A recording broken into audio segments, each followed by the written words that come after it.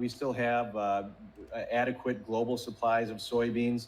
And I think based on the weather that we've dealt with in May, June, and looking ahead into July, to me, the bean crop has maybe a higher potential of reaching trend or above trend yields compared to corn. I think it's pretty well solidified that the corn crop is not going to attain a trend line yield.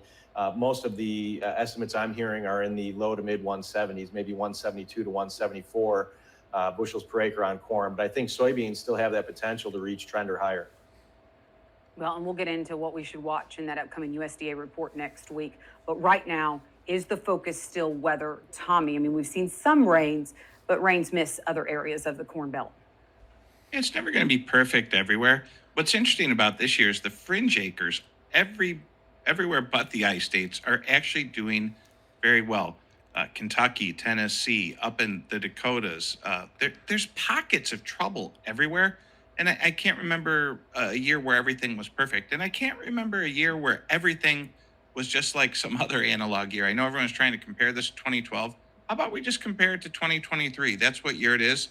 The world's a different place than it was in 2012. The interest rates are a different place than they were in 2012. Allegedly, these hybrids are just amazing. So give them a chance, right?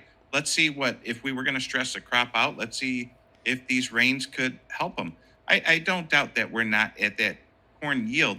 And this is the time of year where people really focus on trying to be a predictor of what the yield is. And we're forgetting by far the most important part. Do we have someone to sell it to? Who are we going to sell? Whether we're 178 yield, 171 yield, do we have someone to sell it to? You can see by the price action in the cattle that there's not a lot of cattle out there. The hog industry's been rocked. We'll see how demand is there. Keep an eye on China. If there was one surprise to come, looks like China's having adverse weather. If China came in to buy corn, that might be what takes us back to that 550, 575 level.